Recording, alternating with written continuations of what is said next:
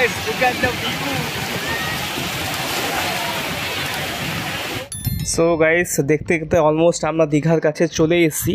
এরপরে স্টেশনটা হচ্ছে Digha station. So hello guys, welcome to my channel. তো আশা করছি গাইস সবাই তোমরা খুব ভালো আছো, আমি খুব ভালো আছি। যাচ্ছে একটা নতুন ডেস্টিনেশন, নতুন গন্তব্যে, সেটা হচ্ছে দীঘাতে, এনজেবি টু দীঘা। তো ভিডিওটা সবাই লাস্ট পর্যন্ত দেখবেন, লাইক শেয়ার সাবস্ক্রাইব করবেন। তো আমরা যাচ্ছি এনজেবি থেকে তোমার হচ্ছে পাহাড়িয়া এক্সপ্রেস, যেটা সপ্তাহে একদিন করে ছাড়ে শুক্রবারে 15/7/2 পাহাড়িয়া এক্সপ্রেসে। তো আমাদের যেহেতু ট্রেন ডিলে হয়ে গেছে, তো আমাদের ওয়েট করতে হচ্ছে 1 ঘন্টা, তারপরে আমাদের ট্রেনটা আসবে। আর দেখতে পাচ্ছ আমরা সবাই এখানে ওয়েট করছি ট্রেনের জন্য। এই যে সৌরভ কোথায় যাচ্ছে দেখো না। হ্যাঁ ও Pandit ji, Rahul are you excited? Of course এত টিফিন কি কি আছে খাজানা রে ভাই, এত টিফিন আমাদের তো পুরো পেট ভরে যাবে। ইয়াম ইয়াম ইয়াম, কি কি আছে ব্যাগের মধ্যে? রে বাপ, এত কিছু! ও বাবা, আমাদের তো পুরো প্যাকেজ হয়ে যাবে, ও কালকেও খাওয়া যাবে। যেহেতু গাইস আমাদের ট্রেন 1 ঘন্টা ডিলে ছিল, তার জন্য আমরা ওয়েট করছিলাম অনেকক্ষণ থেকেই। আর আমাদের জাস্ট কিছুক্ষণের মধ্যে আমাদের ট্রেনটা এখানে ঢুকে যাবে। অলরেডি ট্রেন চলেও এসছে, পাহাড়িয়া এক্সপ্রেস 15/7/2। তো এটা হচ্ছে আমাদের প্ল্যাটফর্ম নাম্বার 1A-তে ছিল, 1A-তে বা 1 নাম্বারে সবসময় থাকে এটা। তো আমরা জাস্ট এখনই আমাদের কামরায় আমরা চেক ইন করবো। তো তোমরা সবাই ভিডিওটি অবশ্যই দেখবেন। এরপরে দীঘা সিরিজ এবং মন্দারমণি সিরিজও অবশ্যই আসবে। তো 1 বাই 1 সবাই সবগুলো ভিডিও আপনারা দেখবেন, আমি আশা রাখছি। আর ভিডিওগুলো খুবই ভালো হবে। তো সম্পূর্ণ ডিটেলস থাকবে এই ভিডিওতে, কী করে যাবেন, কী করে রুট দীঘাতে, কী করে ইজিলি থাকবেন, খাবেন, এভরিথিং ডিটেলস ভিডিও থাকবে এই ভিডিওতে। হোটেল কোনটা সস্তা হবে সব ডিটেলস দেবো আমার এই ইউটিউব চ্যানেলে, আপনারা সব ভিডিও পেয়ে যাবেন। তো অবশ্যই দেখতে থাকুন। আমরা চেক ইন করে গেলাম, আমাদের স্লিপারে ছিল। তো গুড মর্নিং গাইস, সকাল সকাল আমার ঘুম ভেঙে গেছে মোটামুটি 4টের দিকে। তারপরে কিছুক্ষণ আমরা একটু ফ্রেশ হয়ে নিলাম। ফ্রেশ হওয়ার পরে একটু বাইরের দিকে একটু হাওয়া নিচ্ছিলাম। তো মোটামুটি আমরা নবদ্বীপের কাছাকাছি পৌঁছে গেছি, দেখতে পাচ্ছ। এটা একদম নদিয়া ডিস্ট্রিক্টে আমরা ঢুকে গেছি সকাল মোটামুটি 5টার দিকে। তারপরে সামনেই এখন আমাদের স্টেশন পড়বে নবদ্বীপ স্টেশন, যেখান থেকে আপনারা চাইলে আপনারা মায়াপুর যেতে পারবেন। জানলার সামনে বসতে খুব ভালোই লাগছিলো, তাই জানলার সামনে বসে একটু প্রাকৃতিক হাওয়াগুলো নিচ্ছিলাম। আর খুব ঠান্ডা ঠান্ডা ফ্রেশ হাওয়া আসছিলো, তাই খুব ভালো লাগছিলো আমার এখানে। আর জানলার পাশে দাঁড়াতে খুব ভালোই লাগে, বাট সেফলিভাবে। আমি সবাইকে এটা কোনোদিন বলবো না যে তোমরা জানলার পাশে এখানে দাঁড়িয়ে থেকো। দেখতে দেখতে আমাদের ট্রেন সকাল 5:30 নাগাদ ঢুকে গেল নবদ্বীপ স্টেশন। তো এখানে অনেকেই যারা যাত্রীরা ছিল, যারা মায়াপুরের উদ্দেশ্যে রওনা হবেন, তারা অনেকেই নেমে গেল নবদ্বীপ ধাম। এখান থেকে আপনাদের যেতে হয় মায়াপুর। যারা মায়াপুর যাবেন তাদের সামনে স্টেশন নবদ্বীপই এটাই পড়ে।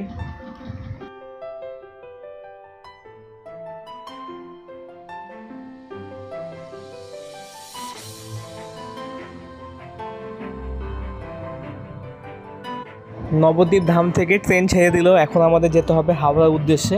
আর এই যে পাহাড়ি এক্সপ্রেসটি আছে, এটা অ্যাট ফার্স্ট তোমাদের যায় হাওড়াতে গিয়ে থেমে সেখান থেকে ব্যাক করে ইউটার্ন করে তোমার চলে যায় হচ্ছে দীঘার সাইডে।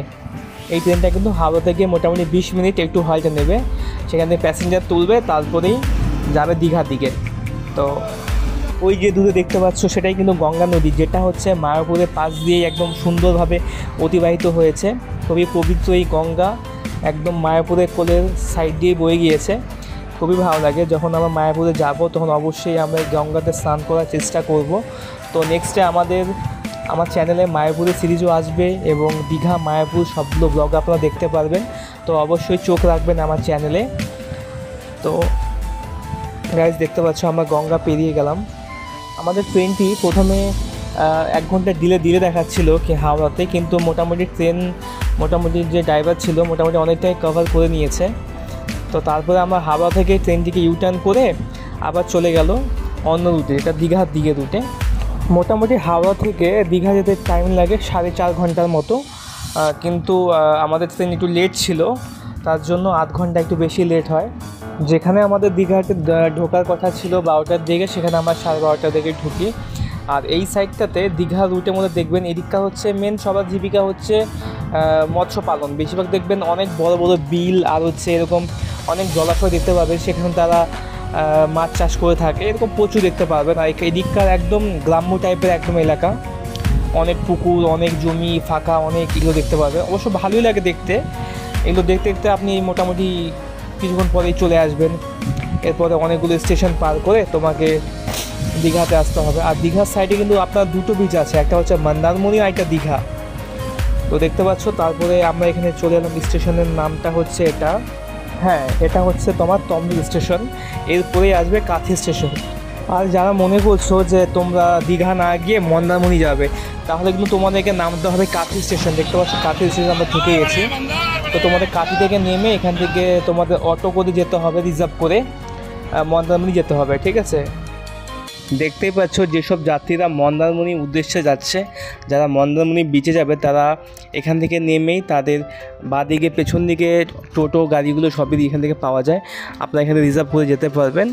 রিজার্ভ করলে মোটামুটি 400 টাকা থেকে 600 টাকার মতো রিজার্ভ হয়ে যায়, সেটা আপনার বার্গেন করে নেবেন। পেছন দিকেই বাঁদিকে অনেক মন্দারমণি করে টোটোওয়ালা রয়েছে। আর তারপর আরেকটা কথা বলি, যারা ধরো দীঘা যাবে মানে লোকাল ট্রেনে যেতে চাও, তাদের জন্য সবথেকে কাছের হবে আশাপূর্ণা দেবী স্টেশন। কিন্তু সেখানে সব ট্রেন থামে না, যারা একটু দূরপাল্লার ট্রেনগুলো রয়েছে সেগুলো সেখানে থামবে না। তাদের জন্য লোকাল ট্রেন নিয়ে যারা আসতে চাও হাওড়া থেকে, তারা এখানে আশাপূর্ণা দেবী স্টেশনে নামতে পারো। সেখান থেকেও আপনারা টোটো পেয়ে যাবেন। সেখান থেকে টোটো নিয়ে আপনারা চাইলে ইজিলি একদম খুবই সামনে হবে আপনাদের। দেখতে পাচ্ছ আমরা চলে এসেছি আশাপূর্ণা দেবী স্টেশনে। এখান থেকে মন্দারমণি খুবই কাছে হয়, যারা লোকাল ট্রেনে আসবেন তারা এখানে নেমে অবশ্যই মন্দারমণি যেতে পারবেন, সামনে হবে। সো গাইস, দেখতে দেখতে অলমোস্ট আমরা দীঘার কাছে চলে এসেছি। এরপরে স্টেশনটা হচ্ছে দীঘা স্টেশন।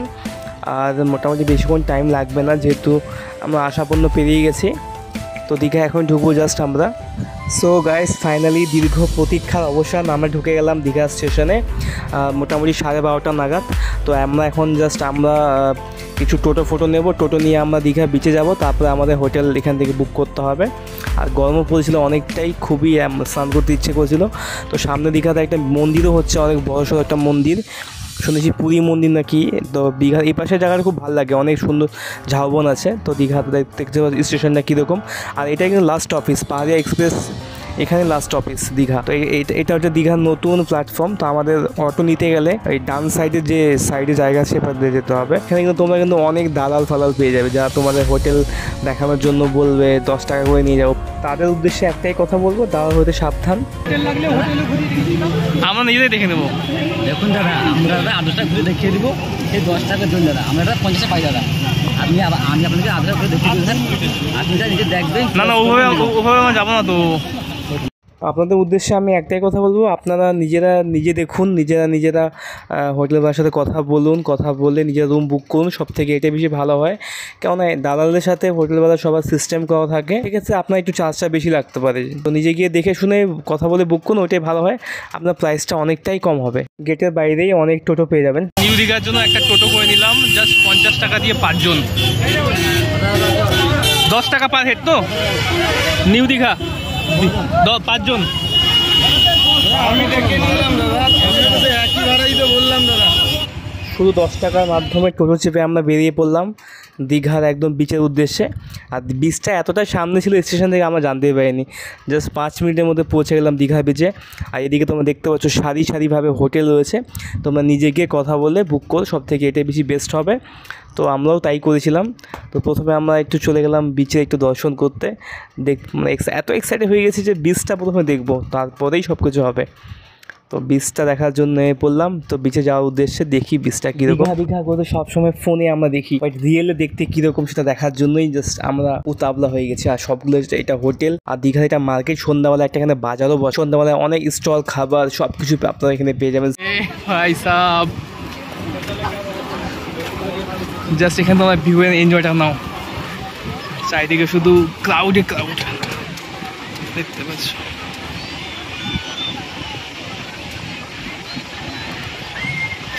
এটাই হচ্ছে গাইস নিউ দীঘা। দেখো সবাই ওইদিকে জেট স্কিং করছে বোট নিয়ে। আর অনেক ক্রাউড এখানে, অনেক ক্রাউড। যদি তোমরা শান্ত বিচ চাও তাহলে তোমরা মন্দারমণি যেতে পারো, এটা খুবই ক্রাউডের একটা বিচ।